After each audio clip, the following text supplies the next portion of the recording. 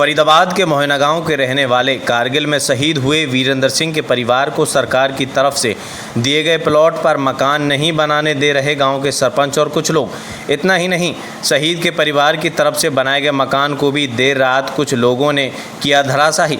Police ने शहीद के परिजनों की शिकायत पर मामला दर्ज कर शुरुआत कर दी है।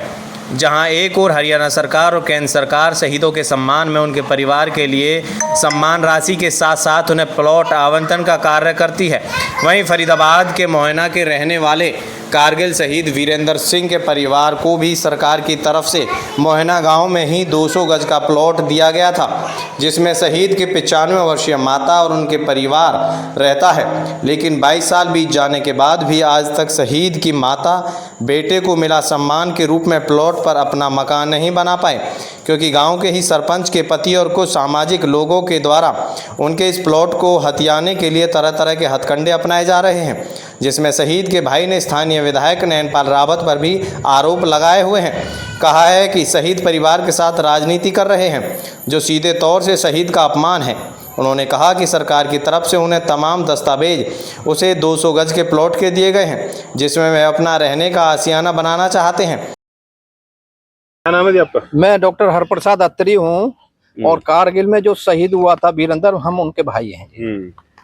उस टाइम जब कारगिल में शहीद हुआ था, हमारे भाई को सेना मेडल मिला था और सीएम ने अनाउंसमेंट किया था कि भाई हम शहीद परिवार को 200 गज का प्लॉट देंगे।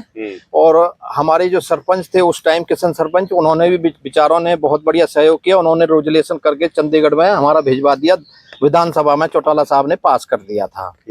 अब इसकी रजिस्ट्री जो हुई थी, अब रजिस्ट्री होने के बाद में पता नहीं क्यों, हम तो विधायक नैनपाल रावत का बहुत सम्मान करते हैं और अच्छा पढ़ा लिखा आदमी है। हमने कभी भी उनके लिए कोई मान सम्मान में कमी नहीं छोड़ी। हमारा विधायक है और हम सभी ने ही बनाया यार। हम नहीं तो हमें किसी चाचा ताऊ ने, रिश्तेदारों ने, सभी ने तो बनाया हमने मिलके।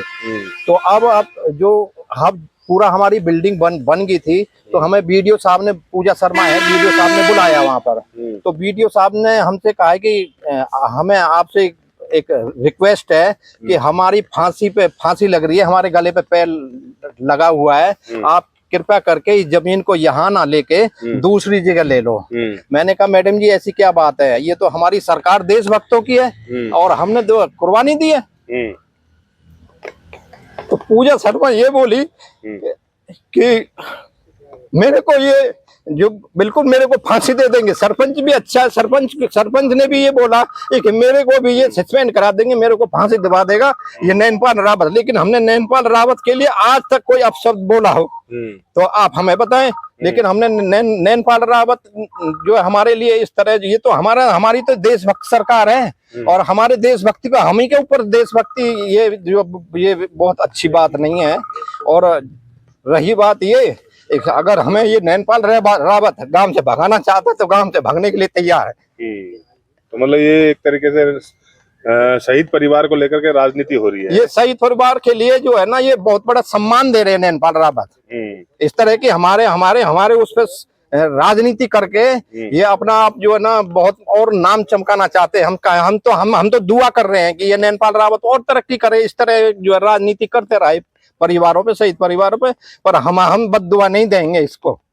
लेकिन ये चाहे हमारा नाश पे बैठा हुआ, हम गांव छोड़ जाएंगे अगर ये नैनपाल रावत हमें गांव छोड़वाने के लिए तैयार।